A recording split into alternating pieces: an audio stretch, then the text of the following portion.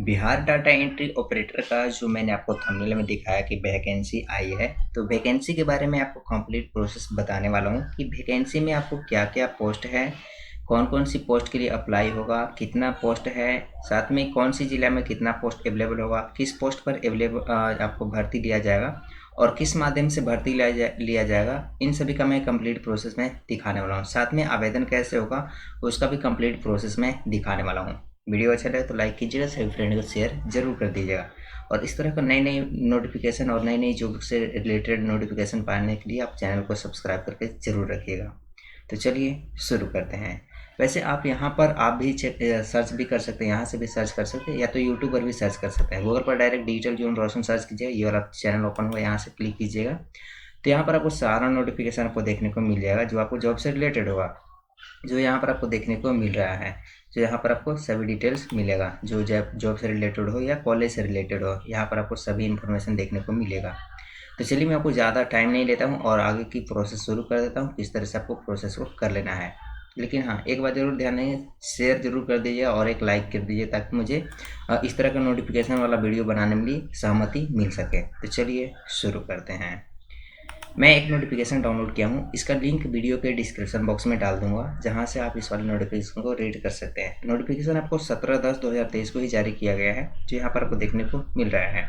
बिहार सरकार शिक्षा विभाग लिखा गया है, मध्याह्न भोजन योजना निर्देशालय 2247 आपका ये आपको कोड नंबर है, जो यहाँ पर आपको देखने को मिल रहा है। आदेश का यहाँ पर सचिका संख्या दिया गया है, यहाँ पर आपको ये देखने को मिल रहा है। ओके, यहाँ पर ये शिक्षा विभाग में है वैकेंसी MDM के माध्यम से, जो यहाँ पर कुछ दिन पहले और डाटा ऑपरेटर को बहाल लिया गया था, लेकिन उसमें भी बहाल लिया गया, लेकिन उसके बाद भी एक नई बहाली आई है जिसमें आपको दिखाने वाला हूँ क्या इसमें प्रोसेस है। यहाँ पर आपको रीड कीजिएगा, जिला कार्यालय मध्य भोजन योजना में मात्र एक ही डाटा एंट्री ऑपरेटर कार्यालय सहायक पदास्थिति है, जो मध्याह्न भोजन योजना अंतर्गत कार्यों को निष्पादन तकनीकी के माध्यम से किया जा रहा है। ओके, कार्य कंप्यूटर आधारित होने के कारण एक डाटा एंट्री ऑपरेटर या कार्यपालक सहायक यानी क्लर्क सहायक कार्य द्वारा निष्पादन में कठिनाई आ रही है। यानी कि जो जितना भी डाटा ऑपरेटर बहाली हुई है उसका एक मालिक होता है, एक यानी कि उसका एक सोर्स मेन सोर्स होता है। तो उसी तरह से यहाँ पर सभी डिस्ट्रिक्ट में सभी कॉलेज स्कूल में आपको भर्ती कराया गया। ओके,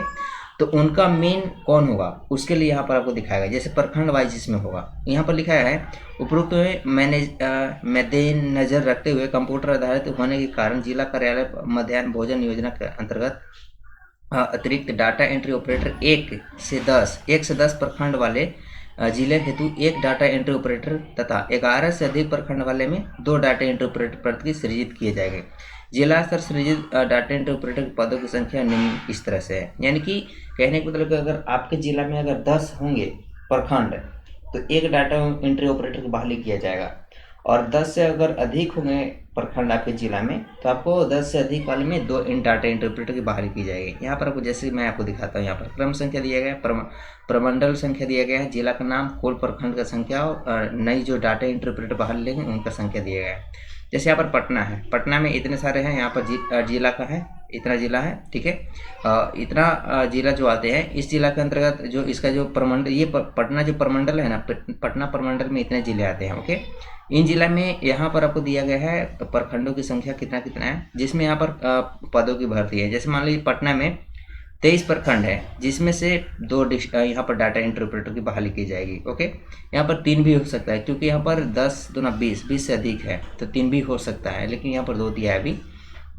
उसी तरह से अपने अपने डिस्ट्रिक्ट में यहाँ पर आप चेक कर सकते हैं। मैं जैसे औरंगाबाद डिस्ट्रिक्ट से हूँ, तो औरंगाबाद डिस्ट्रिक्ट में कितने सारे यहाँ पर पोस्ट हैं अवेलेबल, तो यहाँ पर आप देख पा रहे हैं गया प्रमंडल के अंतर्गत आता है। तो यहाँ पर औरंगाबाद डिस्ट्रिक्ट में यहाँ पर दिया है, औरंगाबाद में 11 यहाँ पर प्रखंड है, जिसमें से 2 डाटा इंटरप्रेटर की यहाँ भी बहाली, सॉरी हाँ, 2 डाटा एंट्री ऑपरेटर की बहाली ली जाएगी यहाँ पर।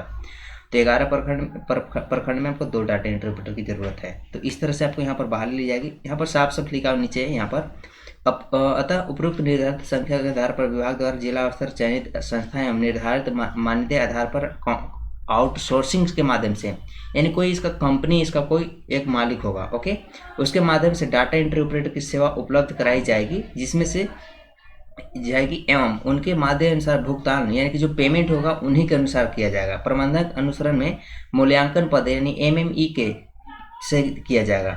उपयुक्त पर अपर मुख्य सचिव शिक्षा सह बिहार राज्य मध्य भोजन योजना की समिति बिहार पटना का अनुमोदन प्राप्त है। जो यहाँ पर आपको दिया गया है, आपको किनके द्वारा अनुमोदन प्राप्त है। यहाँ पर ज्ञापन संख्या यहाँ पर दिया गया 17/10 को जारी किया गया था। प्रतिलिपि सभी जिला कार्य सभी जिला में होगा, एमडीएम की बहाली होगी, जिसमें यहाँ पर आपको दिखाया गया है।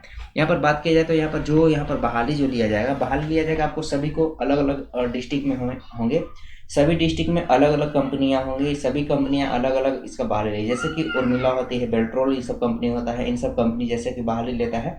बहाली लेने के बाद सभी को वही पेमेंट करवाता है सब। तो उसी तरह से इसमें भी होगा, इसमें भी बहाली लेने का वही प्रक्रिया है जो आपको बहाली लिया जाएगा। यहाँ पर बहाली लेने के लिए आपको यहाँ पर ही कंपनी दिएगा, कंपनी में ही आपको सारा वो सभी चीज़ आपको प्रोवाइड करेगी और आपको पेमेंट वगैरह से रिलेटेड सभी वो कंपनी देखेगा इसका। ओके, इस तरह से यहाँ पर बहाली ली जाएगी। उसके लिए आपको टाइपिंग की ज़रूरत पड़ेगा, तो टाइपिंग की यहाँ पर जल्द ही व्यवस्था की जाएगी, जो आपको अभी तक नहीं दिया गया है। इसका नोटिफिकेशन अगला नोटिफिकेशन जैसे ही जारी किया मैं आपको वीडियो बनाकर अपलोड कर दूँगा। लेकिन हाँ, इसका आवेदन स्टार्ट हो चुका है। तो आवेदन कौन वाले फॉर्म से करना है, तो चलिए आपको आवेदन दिखाता हूँ कि आवेदन किस तरह से करना है। आवेदन देखिए, डायरेक्ट ये इसका ऑनलाइन आवेदन नहीं है। ओके, ये डायरेक्ट जिसका कॉन्टैक्ट बेसिस होगा वो कॉन्टैक्ट से डायरेक्ट अपना करा सकते हैं। ओके, लेकिन हाँ, इसके बारे में सोच समझ लीजिएगा, इसके बाद ही आपको अपना आगे का प्रोसेस में कीजिएगा। हाँ, ये बात यहाँ ध्यान दीजिएगा, ये आपको काम तो आपको सरकारी ऑफिस में होगा। जिस तरह से सरकारी ऑफिस का छुट्टी वगैरह जो भी कुछ होता है सरकारी के अनुसार ही होगा। लेकिन जो आपका ये मत समझिए कि मेरा सरकारी हो गया, वहाँ पर आपको जब चाहे तब कंपनी वो हटा सकती है आपको। ओके, यहाँ पर केवल उसके माध्यम से आपको काम करना है, सरकारी ऑफिस में काम करना है। एक वहाँ पर कार्य मतलब एक वर्कर है, आप वहाँ पर एम्प्लॉय है एक रूप में, लेकिन वहाँ पर सरकारी सेवा से आप नहीं हैं। केवल वहाँ पर आपको वो आपको भेजा गया है, आपको डाटा एंट्री ऑपरेटर के लिए, आपको केवल काम करने के लिए वहाँ। तो एक आपको कंपनी के माध्यम से करना है, वो कंपनी जब चाहेगी तब आपको हटा सकती है, इतना आप ध्यान दीजिएगा। ये मत आप भूल जाइए कि हाँ हम वहाँ के सरकारी कैंडिडेट हो गए, ऐसा नहीं है। तो इस तरह से सभी आपको डिटेल जो भी है वही देखेगा। चलिए आपको दिखाते हो फॉर्म कैसे फिलअप करना है, कौन कौन सा फॉर्म है। ये वाला फॉर्म है आपको NIT संख्या प्रोफेशनल एजुकेशन 2023, डेट यहाँ पर 21/6/2023 के अंतर्गत यह कंप्यूटर प्रकरण साधन सेवी एवं विवरण के लिए। यहाँ पर देखिए, पहले यहाँ पर लिखा गया है, यहाँ पर पहले एक फोटो लगेगा यहाँ पर। इसके बाद यहाँ पर लिखा है, यहाँ पर नाम लिखना है, हिंदी में या इंग्लिश में लिख सकते हैं। पिताजी का नाम, जन्म तिथि, आरक्षण कोटि यानी कौन है, BC1 है, BC2 है, SC ST जो भी होंगे। गृह जिला यानी कि जिला का नाम लिखना है, अस्थायी पता लिखना है, वर्तमान पता लिखना है, दूरभाष संख्या या मोबाइल नंबर या ईमेल ID। इसके बाद यहाँ पर आपको आधार नंबर लिखना है, पैन नंबर लिखना है, शैक्षिक योग्यता क्या है, हाई क्वालिफिकेशन यहाँ पर लिखेंगे। इसके बाद हाई क्वालिफिकेशन लिखने के बाद यहाँ पर अपना क्वालिफिकेशन डालेंगे, यहाँ पर मैट्रिक का डिटेल डालेंगे, कब पास किए हैं, कौन सा बोर्ड से पास किए हैं, कितना नंबर आया है, कितना पूर्णांक है, टोटल कितना प्रतिशत है, कौन सा श्रेणी है, फर्स्ट है, सेकंड है, थर्ड जो भी। इंटरमीडिएट का उसी तरह से डालिएगा, स्नातक का उसी तरह से डालिएगा, और भी कोई अगर आपके पास क्वालिफिकेशन तो आप इसी तरह से डालिएगा। ओके, यहाँ पर कार्य अनुभव पूछ रहा है, किस प्रकार का कार्य किया गया था। अब अगर अनुभव होगा तो संस्था का नाम डालिएगा, कितने माह का अनुभव है आपको यहाँ पर लिखिएगा। टाइपिंग करने की गति क्या है, अंग्रेजी में स्पीड कितना है, हिंदी में स्पीड कितना है। ओके, यहाँ पर अपना नाम लिखिएगा, यहाँ पर लिखिए शपथ दिया गया है, बयान करता हूँ कि आवेदन पत्र में सभी अंकित विवरण सही है, सत्य है। ओके, इसके बाद अभ्यर्थी का हस्ताक्षर होगा यहाँ पर। ओके, सिग्नेचर होगा उनका, फिर सेवा प्रदाता प्रतिनिधि का नाम होगा यहाँ पर, फिर प्रतिनिधि का हस्ताक्षर होगा, यानी कि जो आपको हेड होंगे उनके सिग्नेचर होगा। तो इस तरह से ये फॉर्म को फिलअप करना है। फॉर्म फिलअप करने के बाद अपना ये फॉर्म को केवल आपको सबमिट कर देना है अपने पोस्ट ऑफिस के अनुसार। अब किस पोस्ट पर आपको सेंड करना है मैं आपको डिस्क्रिप्शन बॉक्स में लिंक दे दूँगा, जहाँ से डिस्क्रिप्शन बॉक्स में डिटेल दे दूँगा, जहाँ से आपको सेंड करना है उसी वाली डिटेल पर आप जाकर सेंड कर सकते हैं। और इससे अधिक जानकारी चाहिए तो यहाँ पर इतनी जानकारी दिया गया है। अगर अधिक जानकारी चाहिए तो पटना MDM वाले जो हैं पटना में जो इसका हेड ऑफिस है वहाँ से आप इसका संपर्क कर सकते हैं। चलिए मिलते हैं एक नए वीडियो में नए टॉपिक के साथ।